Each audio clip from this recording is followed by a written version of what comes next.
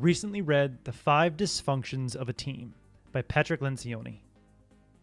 For the next few minutes, pretend that you got funding to start a business and build a product, and you used that funding to hire 4 smart, highly competent, and hardworking people to help you bring your vision to life.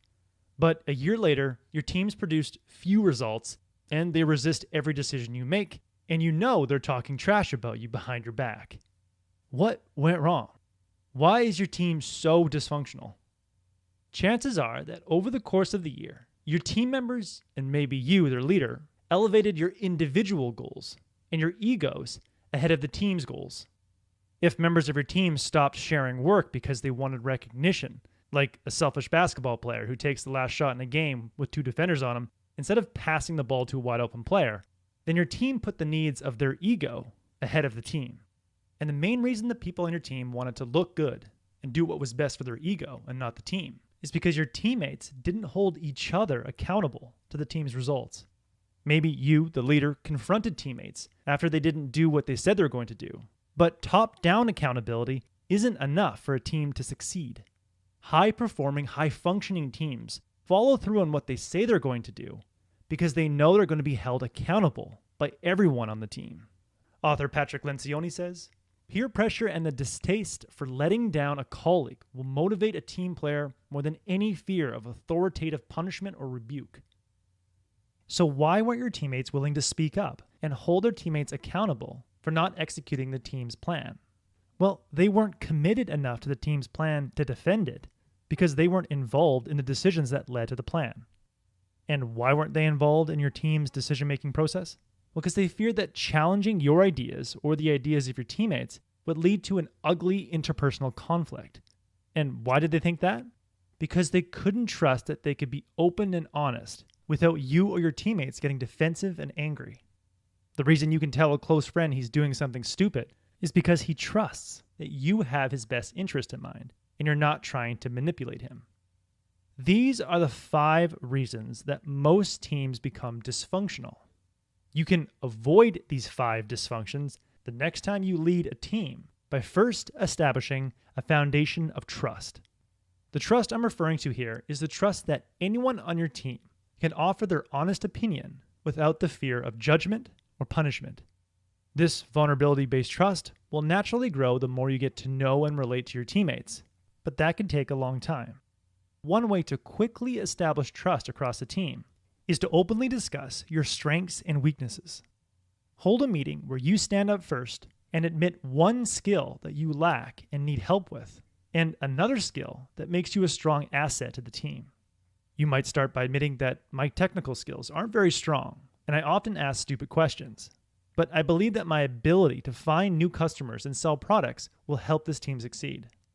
After showing your teammates that it's okay to be vulnerable, they're more likely to admit one of their weaknesses and begin realizing that it's okay to be honest and open with their teammates. It also helps team members see that if they're going to succeed, they need to work together to balance out each other's strengths and weaknesses. This in turn makes everyone on the team more likely to speak up when they think they can correct a mistake. But your teammates may still hold back and avoid speaking up because they fear interpersonal conflict. Author Patrick Lencioni says, if team members are not making one another uncomfortable at times, if they're not pushing one another outside their emotional comfort zones during discussions, then it's extremely likely they're not making the best decisions for the team. To help your teammates find the courage they need to engage in healthy conflict, establish new norms for the team. One of Lencioni's teams established a new norm of healthy conflict by creating a team engagement charter that read, "We will address conflict-laden issues, put them on the table, and get to the heart of the issues. When discussing these issues, we will not withhold commentary." Everyone on the team signed the charter, and the team members brought a copy of that charter to every meeting. Now that your teammates are willing to speak up and engage in healthy conflict in order to arrive at the best decision, you, the leader, still need to decide what the best decision is for the team, and then get all of your teammates, including those who don't agree with the decision, to commit to the decision. If your team members genuinely feel they were heard and valued in the decision-making process, they will commit to your decision even if they disagree with it. Eric Schmidt, past CEO of Google, says, the fact that you allowed your teammate to participate in the decision, feel heard, and see the decision being made allows them to overcome their embarrassment or envy or unhappiness that they lost an argument and go back to fight for the team. Amazon founder Jeff Bezos says when you can't get agreement, it's helpful to say, "Look, I know we disagree on this, but will you gamble with me on it?" That offer often gets a quick yes. After getting teammates to commit to your action plans by making them feel heard and included in the decision-making process, the more they'll be willing to stand up for your plan when their teammates are failing to do their part. This peer-to-peer accountability is essential for achieving team goals. But your team might resist holding one another accountable for poor performance because they feel they don't have the authority and therefore the permission to hold one another accountable.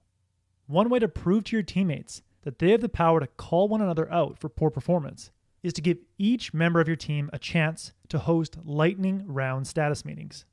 In a lightning round status meeting, everyone goes around the room and reports their top priority for the week and their status on last week's priority. If someone didn't complete their last week's priority, the person running the meeting is tasked to ask what went wrong and what they can do better.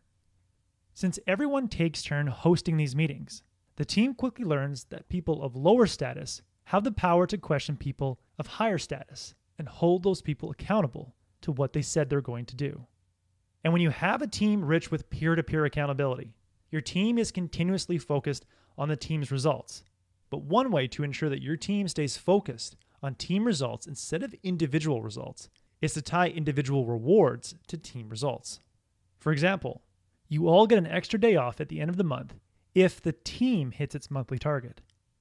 Team rewards remind team members that if the team doesn't win, no one wins. Lencioni says, on strong teams, no one is happy until everyone is succeeding, because that's the only way to achieve the collective results of the group. So in the end, if you want to build a strong, high-performing, high-functioning team, start with trust so that your teammates feel like they can openly share their ideas and opinions without the fear of being judged, so that more teammates feel heard and are willing to commit to the team's plans, so that they're more willing to hold one another accountable, which ensures everyone stays focused on the team's results and the team's objective. That was the core message that I gathered from the 5 Dysfunctions of a Team by Patrick Lencioni. This book is essential reading for every team. I highly recommend it. If you would like a one-page PDF summary of insights that I gathered from this book, just click the link below and I'd be happy to email it to you. If you already subscribe to the free Productivity Game email newsletter, this PDF is sitting in your inbox. If you like this video, please share it. And as always, thanks for watching and have yourself a productive week.